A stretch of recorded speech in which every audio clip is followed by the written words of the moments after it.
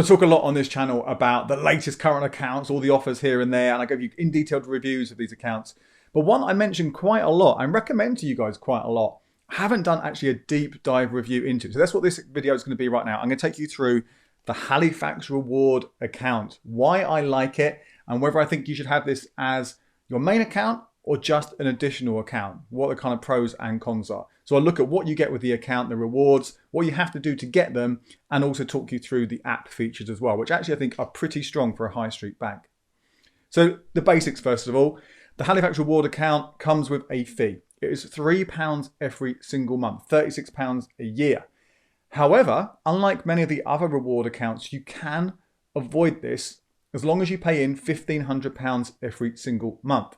Now, it doesn't have to be in one go, and it doesn't have to stay in the account. So at its most simple, let's say it's your main account and your salary goes in there and you earn around £22,000 a year or above, then you're going to meet that absolutely fine. No problem. Your salary goes in, that's going to be more than £1,500 after tax, and you don't pay the £3 fee. Or you could, like me, just transfer over £1,500 from another account into it, and then I transfer it straight back out to one of my other accounts. And if you don't have £1,500, well, you can put in smaller amounts on multiple times. So you can put in £500, take that £500 out, put £500 back in, the same £500, take it back out again, and then transfer it in again. And you can do that in smaller numbers if you need to. You can do it straight away, or you can spread it out over the month. Point is, you don't have to put your salary in, you don't have to put the full amount in, and importantly, it does not have to stay in the account. So this should be a free account for everyone. No one should be paying that £3 fee every single month. Now, what do you get in return for this?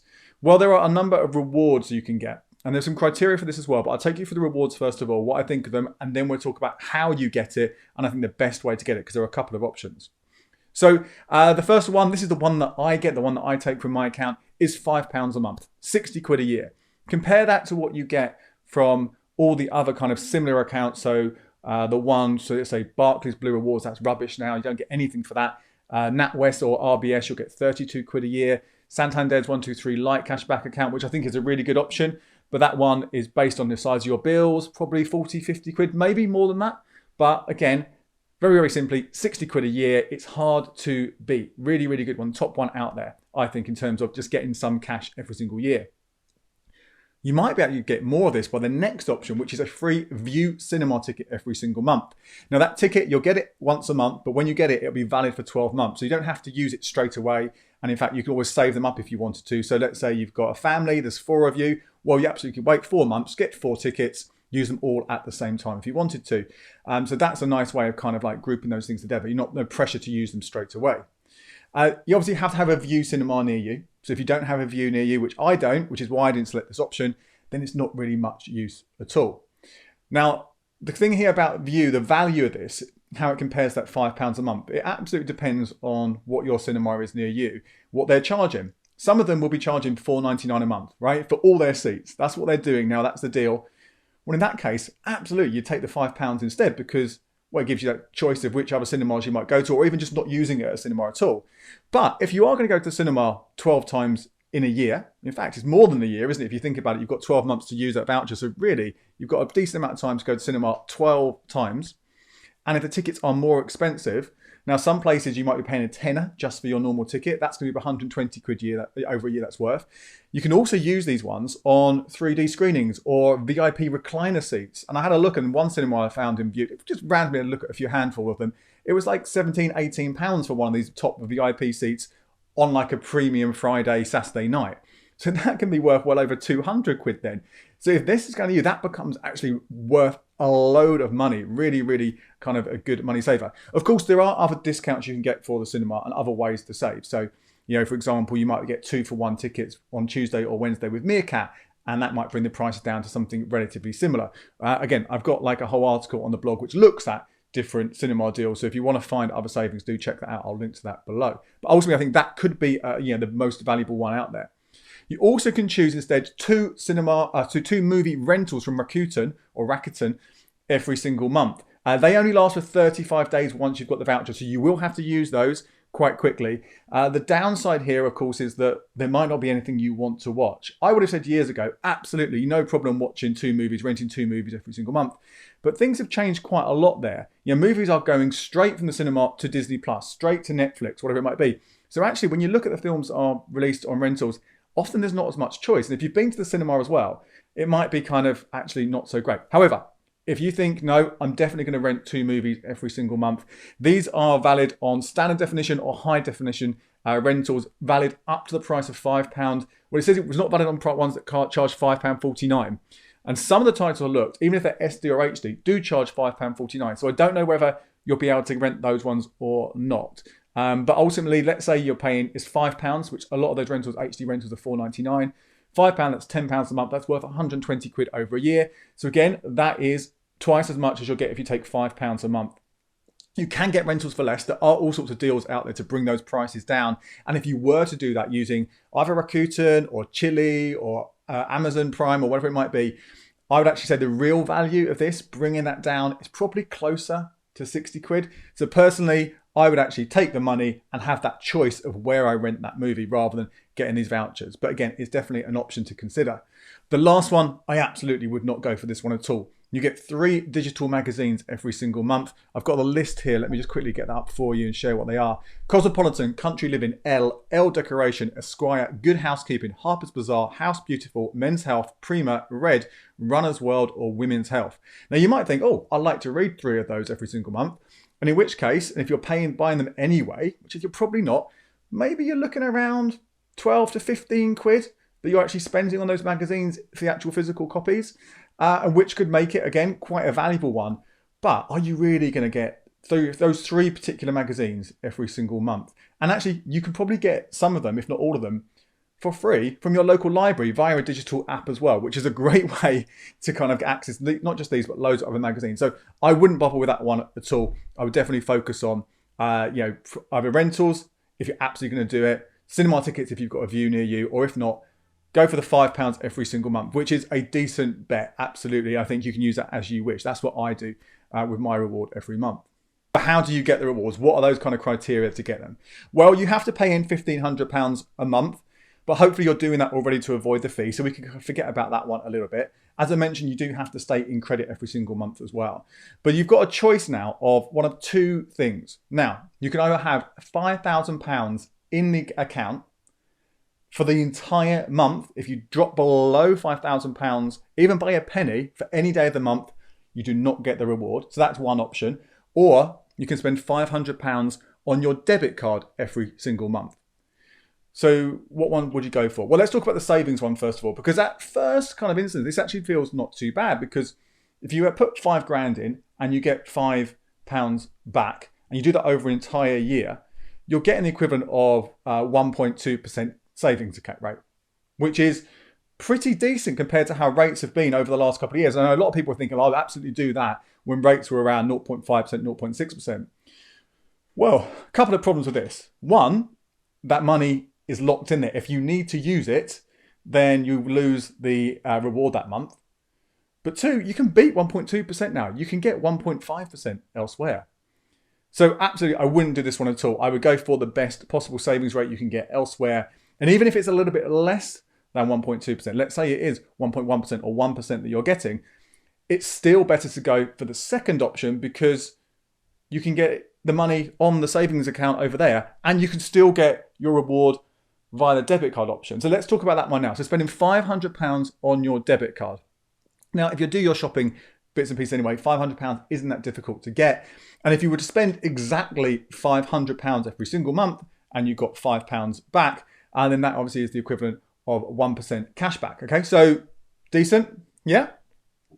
However, this would mean if you're using that card, you're not using another cashback credit or debit card. The best ones right now, Chase Bank gives you 1% for a year, or the Nectar Amex also give you 1%. So you can get that same rate elsewhere. Now you might think, oh, that's fine. I'll just spend my £500 on my debit card first of all, get that 1%, and then go on to my other card. However, there is a lovely little workaround here. In fact, 2 little workarounds, which means you can still use your cashback debit or credit card to earn your 1% or potentially even more if you've got a welcome bonus or whatever on your credit card or debit card, and still get the reward. very, very simply, what you do, let's say you are using an American Express cashback credit card. You're spending on that every single month. Your bill comes up to, I don't know, let's say assume it's more than £500 if you're doing all your normal spending on there, your supermarket, your petrol, things like that. Remember, you want to clear that balance completely, and you have a direct debit set up for that to clear the full balance. That's the best way of doing this. Well before that direct debit comes out, and in fact, you might want to move your direct debit to later in the month. Just use your debit card, your Halifax debit card, to pay £500 off the balance you owe. So that counts. So that is £500 spent on your Halifax debit card, enabled to make you eligible for the reward. So you're getting your cash back and you're getting the reward. You're basically getting double the money on that £500, which is a great win. Now, if you don't have a cashback credit card, or if you have maybe the Chase debit card itself, which means you can't pay that off, there is also another option. And this is to use your debit card to add money to either a Revolut or Money's digital bank account. They both have this feature. They give you the option to do a transfer. Don't do that. Add the money with your debit card. £500 goes onto that account, means you're eligible. You've spent 500 on your debit card, your Halifax debit card. You get your reward. And that 500 quid, well, you can just transfer it back as a transfer to your Halifax or any other account that you do. Now, these both work. I have done both of these options over the last year and a bit, or last couple of years, since this new way of doing things came into play. So that is a kind of a safe way of doing it. So I would go for the latter. I would spend £500 on my debit card, but I would use it either to pay off a cashback credit card or to transfer money to a digital account. I absolutely would not do the savings option. Now that's the reward. Sounds fantastic. Yeah, lots of easy ways to get it. As you can tell, I think it's worth getting this, probably as I use, as an additional account. So you've got it there, the money goes in, I spend 30 seconds to a couple of minutes once a month to pay £500 on the debit card. Do it all on the app, really, really easy. That is 60 quid made in a year, potentially more with those cinema tickets. But you might also want to consider this as your main account, because I really, really like the app. Now, it's not as good or as slick, or doesn't look maybe as good as Starling or Monzo, but it has the vast majority of those features. That means you can do most of what you want to do there. Quickly take you through some of those things on there, which I think is worth knowing about, things I like about it. For a start, you can share your bank details. This is something which I find really, really frustrating when apps don't let you do this. Go in, you can click on this, share it, and it puts it into a text message or a note or whatever it might be, or a WhatsApp message. Send it to someone how much they owe you. They can just quickly do it for you. You can't copy it in the app, which is a bit annoying. So you'd have to actually share it to a message and then copy it if you want to paste those details into, I don't know, you're setting up a direct debit application or something like that. There are a number of card controls as well, and you've got pretty much all the ones you'll want here. You can view the PIN. You can even request a new PIN within the app and see it in the app. So there's no faffing around waiting for post to come if you've forgotten your PIN or whatever. Really nice and easy. You can view and copy the card details. So that's great. If you're buying something online, you want to copy it, whack it straight into it. That's really handy. It's got all the freezing controls. So whether that is using your card abroad, you can stop it being used overseas. You can stop it being used online. You can stop it being used in person. Really, really handy if you're worried about fraud. If you've lost your card, you think you might not quite sure if it's been nicked or just lost, freeze it on each of those options. And if you do find it, you can unfreeze it rather than order a new card. But you can also cancel and order a new card in the app as well. You can stop gambling payments, which most of them do right now. But you can also set your own contactless limit, which again, you can do that with the likes of Starling as well, Monzo as well. But out of the high street banks, Halifax and Lloyds, roughly the same bank, are one of the few ones that allow you to do this if you want to reduce that down from the set £100. You can set alerts again, so if you want every time you use a debit card comes through, that's quite useful to know exactly what you spend, but also it tells you if someone's using it and you're not aware of. So it's a nice security feature. You can get notifications on when money is paid in or out of the account as well, and weekly spending summary. So it's quite handy there if perhaps you don't want to, the balance drops a little bit, you can avoid that. Transferring money around, really, really easy to do that to different accounts, new and existing ones. There's no need for any card reader. I hate card readers. So nice and easy to do that one. No problems moving money that way. You can also take a photo of your check or scan a check and pay it in that way. Again, Starling does that one as well, and a few others do. But again, this is a great option from a high street bank. In terms of insights and budgeting, it has a number of things there. Now, they're not necessarily going to be good as the third-party ones. And I've got a whole video you might want to check out which takes you through those ones which will really kind of help you really get into the nitty-gritty of where your money is going. But those third-party ones are better than Monzo and Starling as well. So I think they recommend using those, particularly if multiple accounts. You can go back 7 years, which is pretty good in history, and you can search as well. A lot of apps won't let you do that, but you can type in something, you can filter money in or out. It makes it a lot easier to find transactions. And in fact, there are bank statements from when you first open the account. So I've had this since 2013. I can get my bank statements only in PDF, unfortunately. I can't get them as a CSV to put into like Excel or something or Google Sheets, but at least I can access that information going back a long, long way. So I like all of that. There's also the ability to see upcoming payments, direct debits, standing orders, manage your subscriptions as well, the totals and when they're coming out. Quite nice and easy to find information. Yes, most banking apps will do that, but it's quite nice and easy and clear to find it. A few other things worth talking about. Face or Touch ID, that is set up on there. You can change your personal details. Not all banks let you do that in the app. There is also the ability to see your credit score via TransUnion, but that's a bit of a gimmick. I don't see the point of doing that in your app. You're much better using the actual credit report websites apps to do that, because obviously there are 3 of those, but you can do that anyway. And also you can do open banking. So if you wanted to, you can bring in accounts from some of the main high street banks. But again, I would use a third-party app, one of those ones I was talking about before, those budgeting and money management apps, to do that. So in overall, it's pretty good. The thing you don't get with the Halifax app that you will get with Monzo, Starling and Chase is the ability to have those kind of sections, those extra pots or extra accounts if you want to do the budgeting from there, and the ability, to pay direct debits out of there. I mean, you could just set up a separate current account, which would work in the same way. You can add additional accounts that way. So it's not that different in that way, but I quite like the flexibility and the ease of those things in Monzo and Starling. But if you are looking for a high street bank rather than a digital bank, then you want to have one which has that bricks and mortar and has that kind of longer history, I absolutely would go with a Halifax Reward account. If I wasn't using Starling or Monzo, or potentially even Chase, which are probably my top ones for people just because of the kind of the features and how they've been built, I would absolutely be using my Halifax account as my main account. It's a very, very, very good one indeed, and particularly with that reward feature that comes into play. Finally, just worth talking about bank switching offers. Now, from time to time, these promos come along from Halifax. 2 or 3 times a year, they tend to run this, around 100 quid, sometimes 125 quid. At the time of filming this, in April 2022, there is a £125 offer.